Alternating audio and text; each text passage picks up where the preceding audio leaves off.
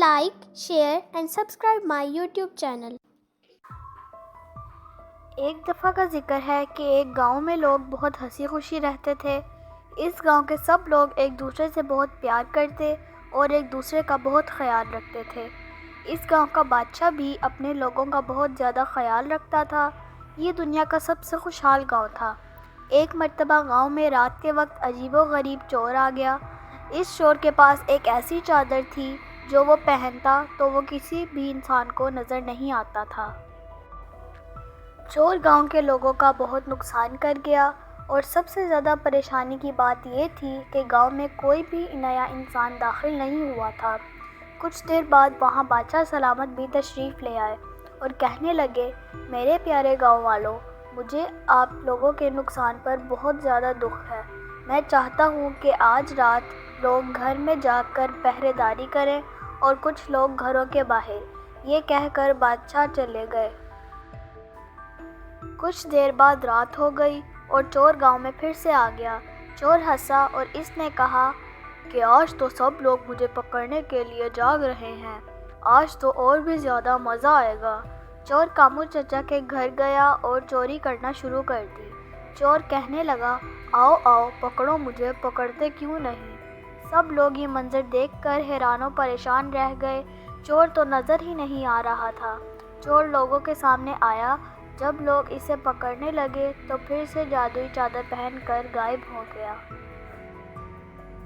اگلے دن اس نے صبح کے وقت چوری کرنے کا منصوبہ بنایا۔ اس نے سوچا، آج میں محل میں چوری کروں گا، گاؤں تو ویسے بھی سارا کنگال ہو گیا ہے۔ تھوڑی دیر بعد چور محل میں پہنچ گیا اور محل کا سارا خزانہ چوری کرنے لگا۔ چور نے جب محل کا سارا خزانہ چرا لیا تو بادشاہ کے بیٹے کے کمرے میں پہنچا اور کہنے لگا، چلو میرے ساتھ ورنہ میں تمہیں اور تمہارے باپ کو جان سے مار دوں گا۔ شہزادہ چور کے ساتھ چل پڑا۔ سب لوگ پیچھے ہو جاؤ ورنہ میں شہزادے کو مار دوں گا۔ چور بادشاہ کے پاس گیا اور بولا، بادشاہ سلامت، میں تمہارا بیٹا اور سارا خزانہ لے کر جا رہا ہوں۔ تمہارے پاس 3 دن کا وقت ہے، اپنی بادشاہت مجھے دے دو ورنہ میں تمہیں اور تمہارے بیٹے کو مار دوں گا اور ان گاؤں والوں کے ساتھ بھی بہت برا سلوک کروں گا۔ چور بادشاہ سلامت کو دھمکی دے کر اور شہزادے کو لے کر غار میں چلا گیا۔ بادشاہ سلامت گھوڑے پر بیٹھ کر گاؤں والوں کے پاس مشورہ کرنے کے لیے نکل گئے۔ بادشاہ نے کہا، میرے پیارے گاؤں والوں، چور میرا بیٹا اغوا کر کے لے گیا ہے اور وہ چاہتا ہے کہ میں اپنی سلطنت اس کو دے دوں، ورنہ وہ مجھے اور میرے بیٹے کو جان سے مار دے گا اور آپ لوگوں کو بھی مزید نقصان پہنچائے گا۔ وہ ہم سے سارا خزانہ اور دولت لوٹ کر لے گیا ہے تو ہمیں اسے اپنا بادشاہ بنا لینا چاہیے۔ ایک عقلمند شخص بادشاہ کے پاس آیا اور اس نے کہا کہ ایسا کبھی نہیں ہو سکتا کہ ہم اس چور کو اپنا بادشاہ بنا لیں۔ اس نے کہا، میرے پاس اس کو پکڑنے کے لیے ایک ترکیب ہے، آپ بس 3 دن تک انتظار کریں، جب وہ محل میں آئے تو اپنا تاج اتار کر اسے دے دینا ہے، پھر دیکھنا میں کیا کرتا ہوں۔ 3 دن کا وقت گزر گیا۔ محل میں کامو چچا اور ایک کسان پہلے سے موجود تھا۔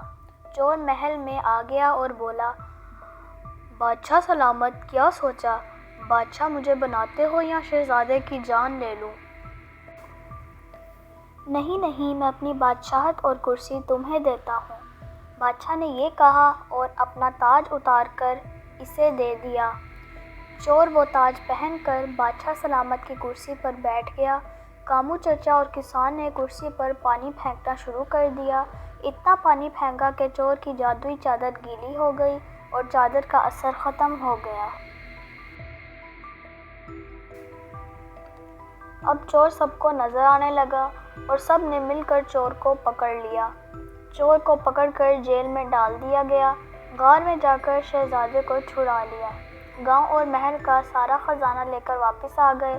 بادشاہ سلامت نے کامو چچا کا شکریہ ادا کیا۔ کامو چچا کی عقل مندی کی وجہ سے گاؤں کی خوشیاں واپس لوٹ آئیں اور سب لوگ ہنسی خوشی رہنے لگے۔